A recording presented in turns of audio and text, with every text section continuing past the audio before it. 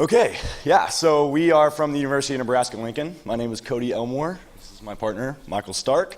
I worked with Gary to kind of ideate this whole thing, and Mike was the man that made it happen, so he's been a great partner with this. Another great partner that we've had is the Knight Foundation. This is a Knight-funded project, so that was actually a really nice thing for us. So the project is called Archive, not Our Chive. If there's any chivers out there, I appreciate the feedback, but it is Archive. And what we want Archive to be, and what it is the simplest, easiest way to publish your stories, your photos, and ads on a site that is designed for both desktop and mobile. And obviously the way that we make this happen is through responsive design. So in the beginning, there was a conference in the spring, a freezing cold, snowy blizzard of a conference that we had invited Nebraska Press Association members from around the state to come and just talk with us and watch some demonstrations about mobile. And really, the goal of the conference was just to kind of educate these guys and say, you know what, a lot of you don't have a website. A lot of you definitely don't have a mobile site. So let's focus on the importance of that in today's news environment. So again, it was a freezing cold, snowy conference, so we thought we were going to have 50 plus people come. Ended up only being about 14 or 15 people because the rest of the state was under a winter weather advisory. So in the spring, it is Nebraska, so yeah, that's going to happen every now and then. And one of the guys that we had invited to come speak was Brian Boyer. He's the head of NPR News Apps. And after kind of he had talked for a little while, he said something that really we latched on to, and that is, if it doesn't work on mobile, it doesn't work. That was a pretty bold statement in a room full of people who have no idea what a mobile site at this point even was. Should preface this. This conference happened about 2 years ago, so obviously a lot has happened in the mobile realm since then, but this was pretty much at the cusp of when NPR was beginning to do a lot of their mobile initiatives as well. So then after, we did our conference thing, everybody enjoyed Panera for lunch and all that great stuff. The editors came up to me and their reaction wasn't exactly what I thought it was going to be. Everybody essentially said this: we get that it's important to have a mobile site, but where do we even start with all this? And we kind of included this graphic to show, the variety of screen sizes, and it was a daunting thing for these guys to hear this. And we did not have a good answer. Our answer was, do you have a lot of money? Because that's pretty much the only way that we know. So we really thought, well, that's an interesting thing. We're up here, we're preaching mobile, but we don't actually have anything to offer these guys to help them solve that problem other than just advice. So that was a big issue for us. So we'd found our mission. We wanted to create an easy-to-use mobile medium to provide more convenient news and conversations involving Nebraska's communities.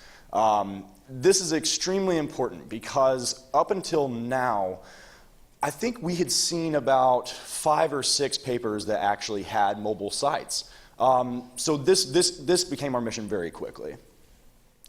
And we kind of established 3 objectives early on. We wanted to make it as easy to use as possible without interrupting the paper's current workflow. It was very important. We wanted to provide a new revenue stream. That was probably one of the more daunting objectives. And we also wanted to make an interface as user-friendly and convenient as possible, because a lot of these papers are mom and pop shops, let's be honest. These guys have been in the business for a really long time. One of my favorite things that has happened within this project so far, we went way out into the depths of Nebraska, and we went to this paper called the Superior Express.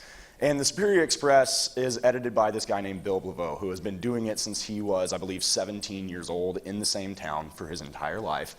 And when we came in and we showed him this project, he said, guys in suits used to come here all the time and talk to me about technology, and I just haven't seen that in years. And we were just shocked. It was like, well, we're not those guys in suits. We're not here to try to sell you any tech. We're just here with this free program that you can start using immediately. And he bought into it more quickly than I think anybody had up to that point. So this is kind of where we're at now. We'll go ahead and run through kind of what the front end looks like, and then we'll show you guys just how easy it is to post stories. So what you're seeing here on the left is essentially a newswire for the state of Nebraska. This is where papers that we're currently working with are posting their stories, and they're all up to the minute. So this is actually a really cool feature. We just, last weekend, I was not available at that time, but Gary went, and apparently one of our senators, Senator Deb Fisher, said, wow, I really love this. And Gary, I think, asked, what do you love about it? And she said, this is exactly what I need to see what is actually going on around the state, because this is coming from the source. This isn't, the Lincoln Journal-Star retweeting, other papers, or just saying, a man in, this part of Nebraska did this. This is actually news from the source, and that is invaluable to a lot of people in politics and, news media and all that. So that's kind of one portion of the site. So what you're seeing right here is our lovely ad space. This is kind of how we're hoping to generate that revenue. And this is actually a really simple addition to the app, or the mobile site, because all they have to do is format an ad in this size, and they can send it to us. And really, they don't even have to do that. They can just send us an ad, and we can do some configuring, and we can make it happen. So that's really cool, because a lot of these guys have never even thought about the possibility of making ad revenue on web. And that's a really interesting thought, because you'd think that would be one of the first things that you would think about, but it just wasn't. So this is really important for us. So just when you click on a story here, this is my horrible joke. I'm so sorry about this. What's white, black, and red all over these things? iPhones are white and black. It was bad then, it's bad now, it's okay. This is essentially just what a story page looks like. And so you can go through here and select pretty much any story you want to take a look at. And so there you go. And now, Mike, do you want to pull up the back end for me? Yes, I would love to. Okay, appreciate it, thank you.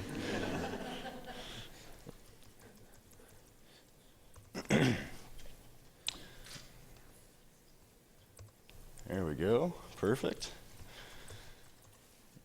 All right, so this is essentially our admin page. These are all the papers that we're currently working with.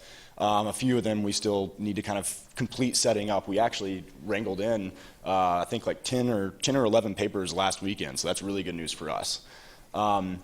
So what happens is you can click into an organization, and you can actually see, this is what an organization would see. So you can kind of see up at the top, we have a stories tab, an images tab, an ads tab, and then of course organizations, users, home.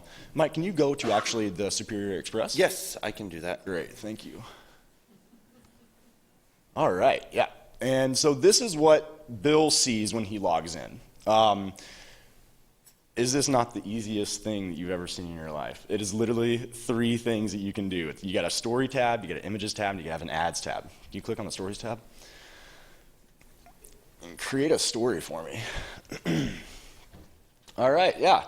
So this is pretty self-explanatory. This is how you post a story to archive. So you put in your story title, you put your subhead, obviously it goes there, and then you can add hashtags. And this is kind of fun for us, because we want to capitalize on hashtags that can create conversations that are statewide. The Keystone XL pipeline is a huge issue, and it continues to be a huge issue in Nebraska. And we hope that at some point we can actually create conversations across communities, from community to community, by having the same hashtag be used by these different communities. And this is a really interesting thought, because it would essentially create a way for communities to actually speak to one another through a medium like this, instead of on Facebook, where things can get a little hostile sometimes. So we hope that this site can become that. So yeah, there you go. I love the Como. I have never heard that before, but I love it. I absolutely love it. Okay, so yeah, from here you can attach an image and you post a story and it's ready to go. So that is essentially archive. Do you want to just throw one up there real quick? Mm-hmm. That's my joke. That's my joke. You want to go ahead and post it to show? Yeah, I can do that. Yeah. Don't worry about putting an image on there. Just post it. There's no images, so of course we're not going to put any images, but it's drag and drop, so it's really easy. And all the images and all that are drag and drop, so it's really nice. Okay, yeah, we got to wrap this up. And there you go. So it's literally a couple seconds. So yeah. The other beautiful thing about this is that we can set up an entire newspaper organization in about 5 minutes. So we are finally able to answer that question. When they say, where do we start? We can say, hey, in 5 minutes you can have everything that you want. So thank you guys. Appreciate it. Oh, sorry. One more thing. If you've seen me doing some shameless self-promotion, we are actually having a conference at the University of Nebraska called Mobile Me and You. It is Gary created this. It's a mobile-first conference. It's all about best practices in mobile, and it should be a lot of fun. We have a great speaker lineup, and we'd love to see all you guys there. So thank you. All right, thank you. And if you guys need a little extra money before you go back home, there's a comedy club tonight. I think you guys could probably do some great stand-up.